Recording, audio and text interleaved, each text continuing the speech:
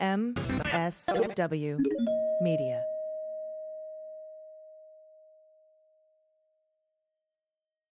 Thanks to our new sponsor, Factor. Factor delivers fresh, never frozen meals that are ready to heat and eat in 2 minutes. Head to factor75.com/dailybeans60 and use code dailybeans60 to get 60% off your first box.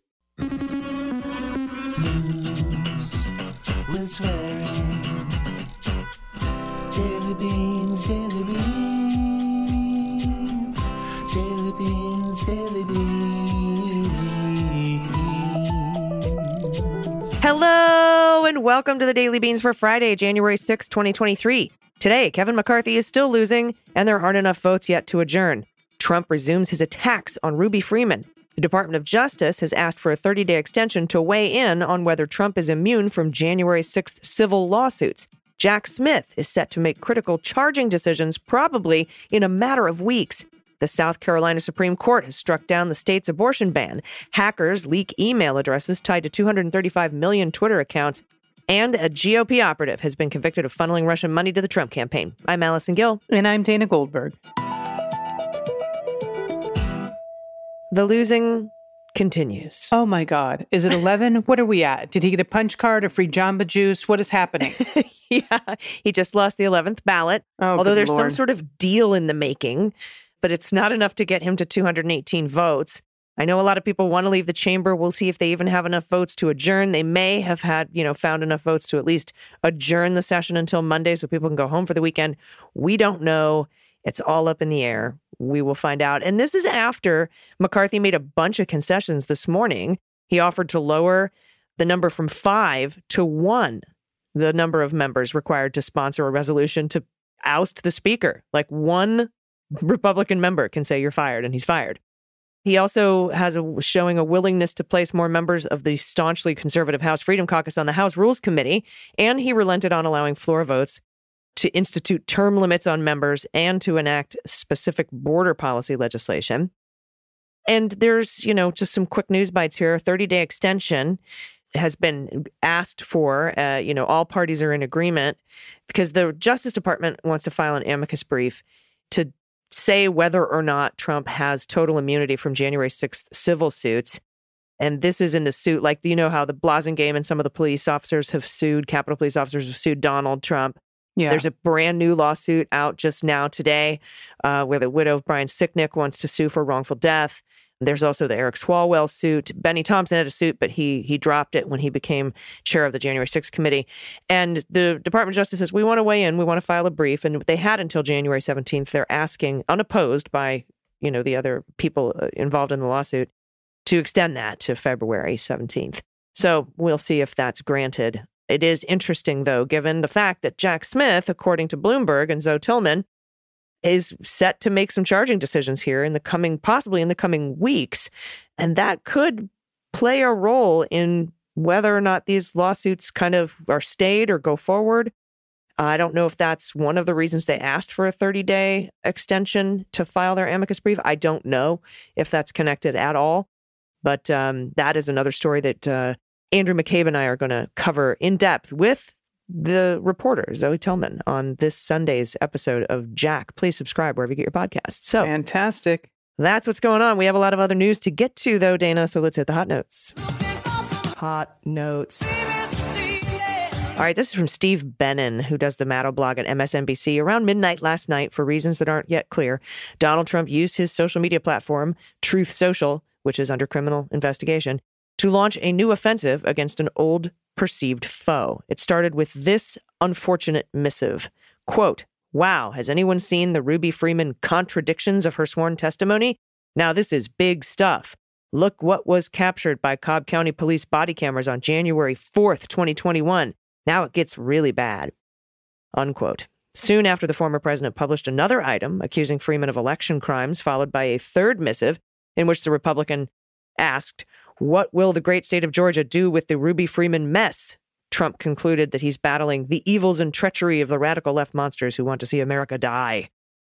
Both items referred to suitcases filled with ballots that Trump believes Freeman opened, all as part of a crime that was committed only in his imagination. In case anyone needs a refresher, it wasn't long after the 2020 election when a nightmare began for a clerical worker in a county election office in Georgia and her mother, that's Shaye Moss and Ruby Freeman. Trump and some of his rabid followers decided Shaye Moss and her mother, Freeman, who had taken a temp job helping count ballots, were directly and personally responsible for including fake ballots in Georgia's election tally. In fact, unhinged Republicans claimed to have proof in the form of video in which Moss and Freeman could be seen doing their jobs.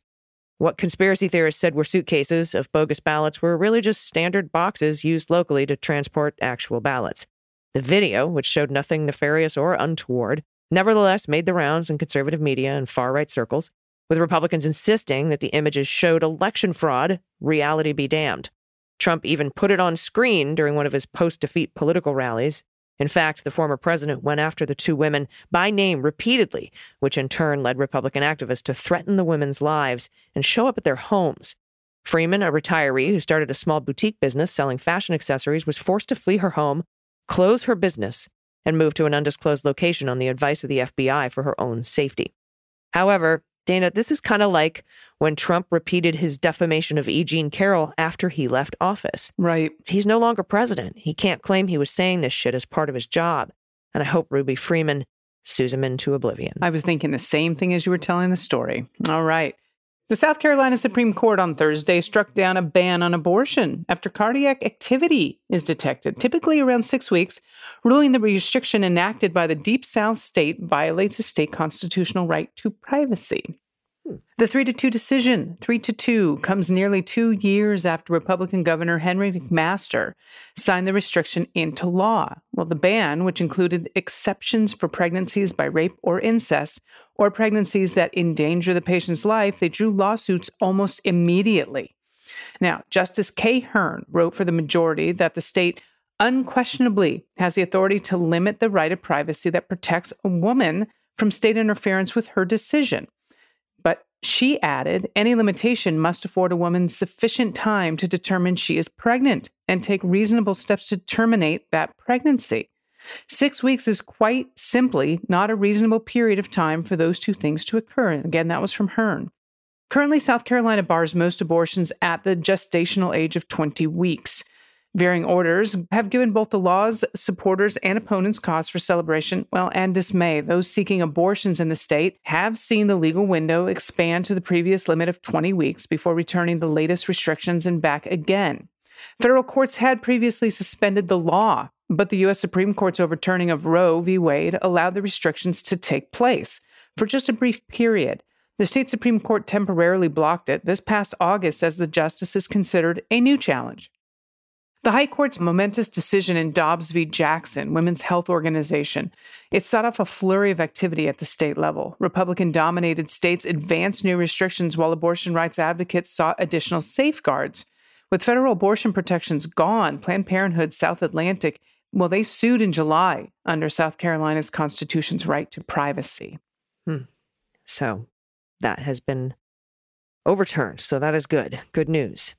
Also, a Republican political strategist was convicted of illegally helping a Russian businessman contribute to Trump's presidential campaign in 2016. You don't say. We talked about this a little bit. Jesse Benton, 44, who was pardoned by Trump in 2020 for different campaign finance crimes, months before he was indicted again on 6 counts relating to facilitating an illegal foreign campaign donation. He was found guilty Thursday on all 6 counts. That was in November. Elections, quote, reflect the values and the priorities and the beliefs of American citizens. This is U.S. Attorney Michelle Parikh. She's an assistant U.S. attorney, and she said that in her closing arguments. Jesse Benton, by his actions, did damage to those principles. The evidence at trial showed Benton bought a $25,000 ticket to a September 2016 RNC event on behalf of Roman Vasilenko, a Russian naval officer turned multi-level marketer. Vasilenko is under investigation in Russia for allegedly running a pyramid scheme, according to Kommersant newspaper. He could not be reached for comment. The donation got Vasilenko a picture with Trump and entrance to a business roundtable with the future president. Witnesses from the RNC and the firm hired to organize the event said they weren't told Vasilenko was a Russian citizen. Benton said in an email to his RNC contact, Vasilenko was a friend who spends most of his time in the Caribbean. He describes Vasilenko's interpreter as a body gal. In fact, according to the testimony, Benton and Vasilenko had never met. Benton argued that he followed the advice of his previous counsel. That's never a good argument. David Warrington, who has also represented Trump. Warrington testified that Benton contacted him at the time to ask if he could give a ticket to a political fundraiser for a Russian citizen. Warrington said he told Benton there's no prohibition on a Russian citizen receiving a ticket to an event, and you can give your ticket that you purchased to a fundraiser to anybody. Prosecutor said Benton failed to tell Warrington that he was getting reimbursed by the Russian citizen for that donation. Benton asked for the advice to cover his tracks. That's according to the assistant U.S. attorney. Benton also claimed he earned $100,000 acting as a tour guide in Washington for Vasilenko, whose interest was not politics, but self-promotion. Now, a guy named Weed, who died at 75 last December after he was indicted with Benton, had previously discussed with Vasilenko the possibility of a photograph with Oprah Winfrey, Michelle Obama, or Steven Seagal before suggesting Donald Trump. All 2 out of 3 very interesting, one very interesting option out of those 3. Okay, and last story in this segment, records of 235 million Twitter accounts and the email addresses used to register them have been posted to an online hacking forum, setting the stage for anonymous handles to be linked to real-world identities. That poses threats of exposure, arrest, or violence against people who use Twitter to criticize governments or powerful individuals. And it could open up others to extortion. Security experts have said that. Hackers could also use the email addresses to attempt to reset passwords and take control of accounts, especially those not protected by two-factor authentication. Authentication. I've been drinking for this year's episode. And by this year, I mean today's. All right. As we continue. We're only doing one episode a year. Yeah, that's it. Oh, my goodness. And this is a quote. This database is going to be used by hackers, political hacktivists. And if that was a real word, by the way, that wasn't me. Hacktivists. And of course, governments to harm our privacy even further. And that was from Allison Gill. He's a co-founder of the Israeli security company Hudson Rock, who spotted the posting on a popular underground marketplace. Well, the records were probably compiled in late 2021 using a flaw in Twitter system that allowed outsiders who already had an email address or phone number to find any account that had shared that information with Twitter. Those lookups could be automated to check an unlimited list of emails or phone numbers. Twitter said in August that it had learned of the vulnerability in January of 2022 through its reward program for bug reports, and that the vulnerability had been accidentally introduced in a code update 7 months before that. In July, hackers were spotted selling a set of 5.4 million Twitter account handles and associated emails and phone numbers, which Twitter said was the first it learned that someone had taken advantage of the flaw.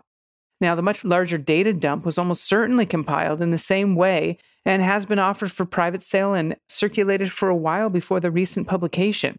Twitter did not respond to an email seeking comment and asking if the company had any advice for users. Shocking. Musk didn't have any advice. Now, those users at the least risk provided throw away email addresses or ones not tied to them elsewhere.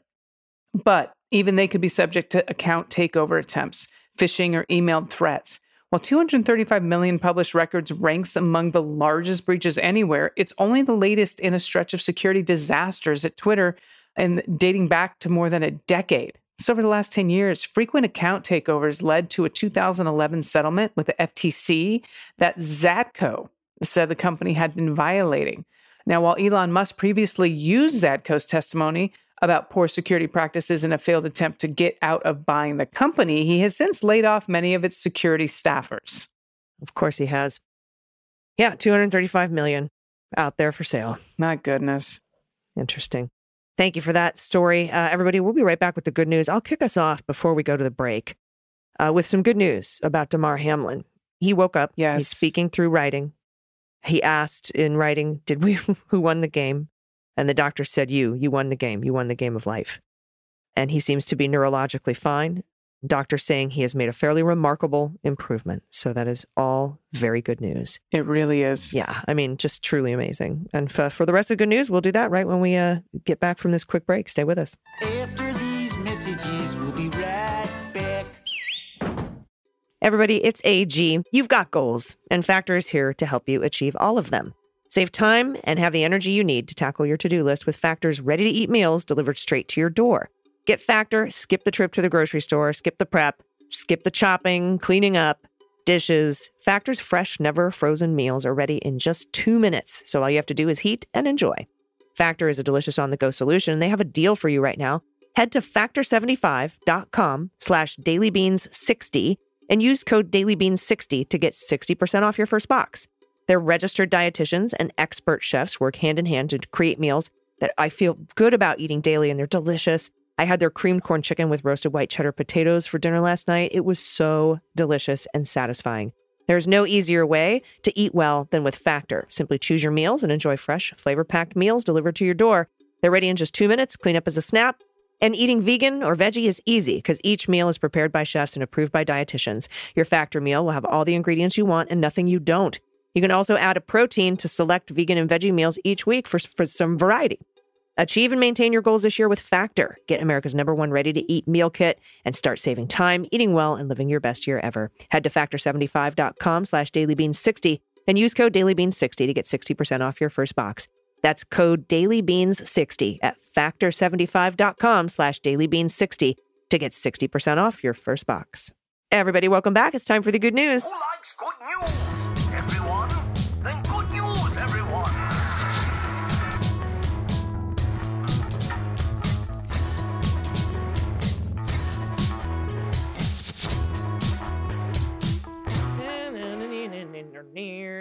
Good news, good news. And if you have any good news, confessions, corrections, you want to give a shout out to somebody you love, a shout out to a small business in your area.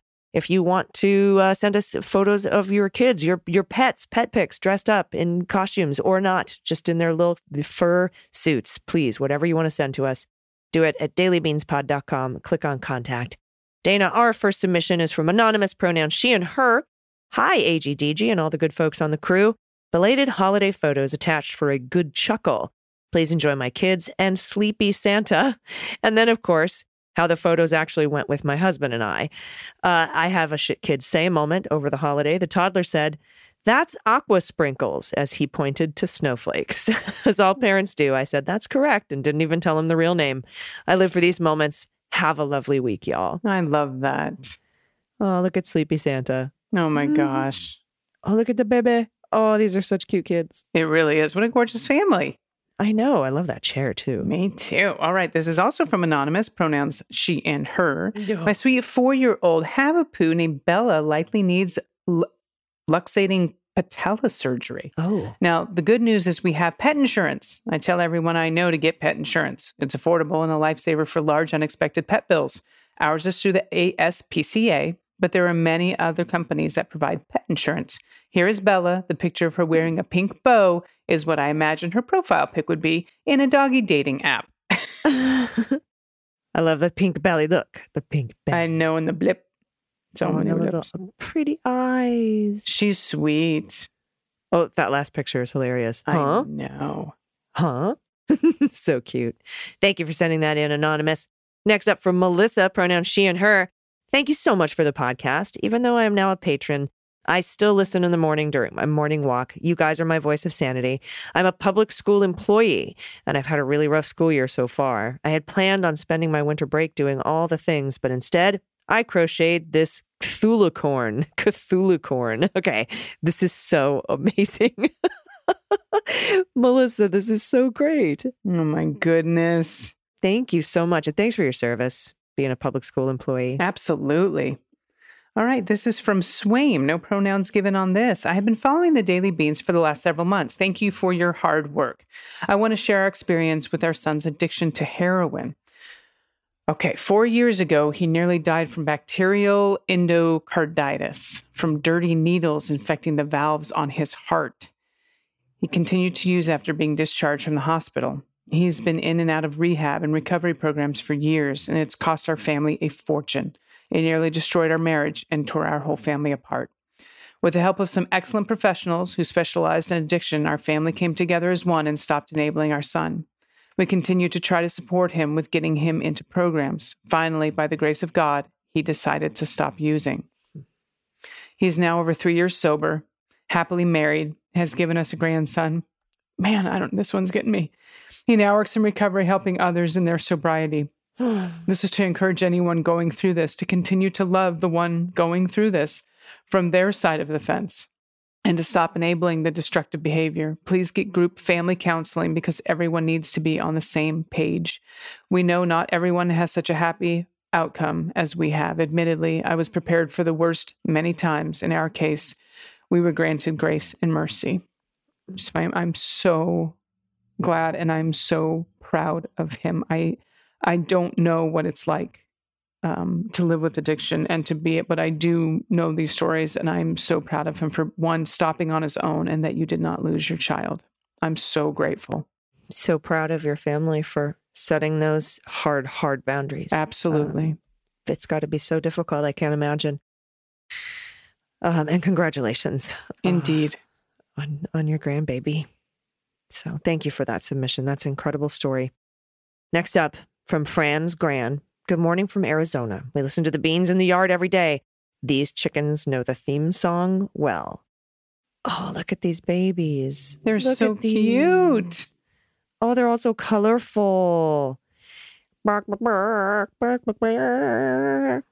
I want to hear them sing the Daily Beans and Chicken. You did it. You actually did it.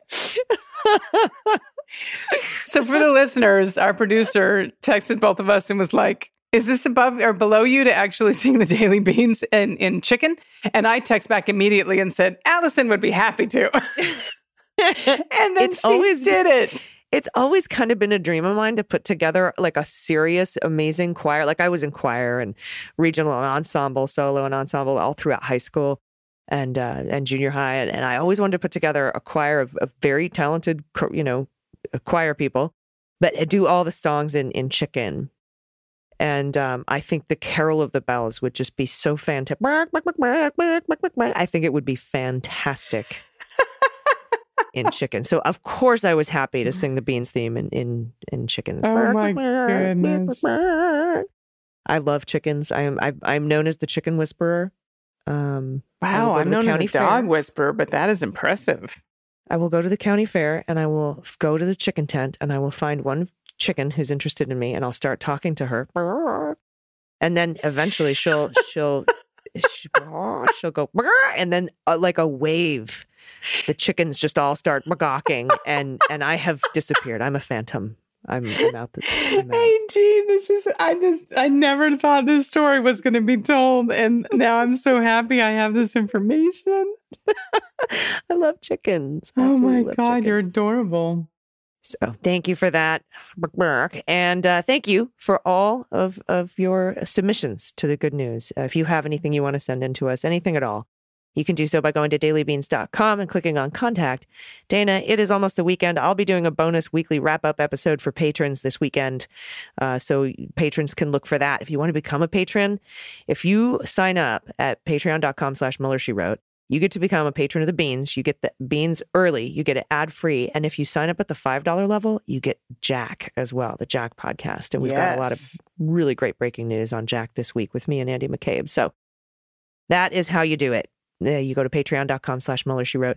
Thank you. Do you have any final thoughts before we get out of here for the weekend, my friend? How am I supposed to beat the chicken story? No, I don't have any final thoughts. How am I supposed to beat the chicken story? You tell funny stories for a living. Yeah, but not in Chicken. Should we sign off in Chicken? I mean, you should. I don't know if I can do that. Do you think? I don't know. I've never done that before. We're going to practice it. All right. Well, for another episode. I'll tell you what. I'll give it a shot. We'll be back in your ears Monday. Dana, you're going to be here on Sunday with us to record? I will. Yes. Awesome. All right. So we'll be back in your ears Monday. No, I can't do it. Please take care of yourselves. Take care of each other. Take care of the planet.